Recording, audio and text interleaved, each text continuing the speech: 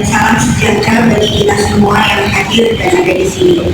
Dengan ini, perkenalkan, saya cucu tertua dari oma saya, Yurike Sanger, untuk membacakan dan menyampaikan riwayat hidup oma saya. Pada tanggal 22 Mei 1945, di Desa Paso, Kecamatan Kakas, Kabupaten Minahasa, Sulawesi Utara, lahirlah seorang bayi perempuan yang bernama Yurike Mariana Sanger. Oma saya, Yurike Sanger, adalah anak kedua dari 6 bersaudara, dengan ayah yang bernama Eren Sanger yang berasal dari Desa Paso, dan ibu bernama Vin Rongbot berasal dari Desa Totolan, Sulawesi Utara. Karena tugas ayahnya, keluarga oma saya pindah ke Sorong, Papua, dan oma saya bersekolah SD hingga SMP, SMA di Sorong, dan melanjutkan di SMA Negeri 7, Gambir, Jakarta Pusat. Sejak sekolah, oma saya, Yurike, dikenal sebagai siswi yang cerdas, berbakat, dan berprestasi. Ia terpilih menjadi anggota Barisan Bhinneka Tunggal Ika, sebuah organisasi yang mewakili siswa-siswi terbaik dari seluruh Indonesia. Pada tahun 1963, saat bertugas menyambut tamu negara dengan pakaian adat, Presiden Soekarno melihat oma saya Yurike Sanger yang cantik, dan Pak Karno pun mulai jatuh hati kepada oma saya. Pada 6 Agustus 1964, oma saya Yurike Sanger menikah dengan Presiden Soekarno. Saat itu oma saya berusia 19 tahun.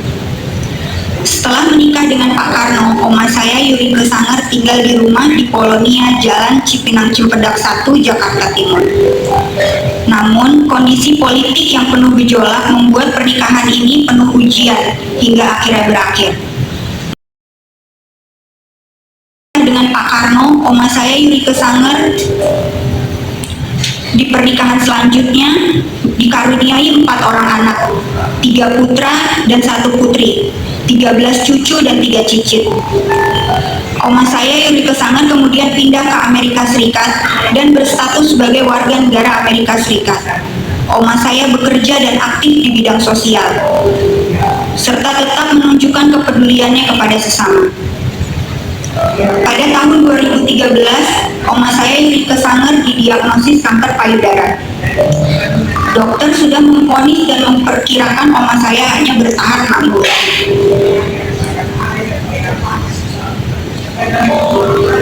Namun ia bertahan selama 12 tahun dengan semangat dan iman yang kuat. Oma saya Yurike Sanger sering berkata,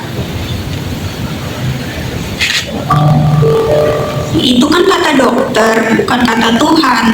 Sampai di akhir hayatnya, dokter masih bertanya kepada oma saya Yurike Sanger, "Apakah ibu mau terus berjuang untuk penyakit ibu?"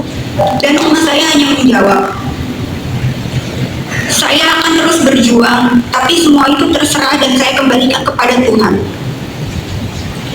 Pada 17 September 2025 waktu US, atau tanggal 18 September 2025 waktu Indonesia, oma saya Yurike Sanger dipanggil Tuhan di San Gorgonio Memorial Hospital, California, Amerika Serikat.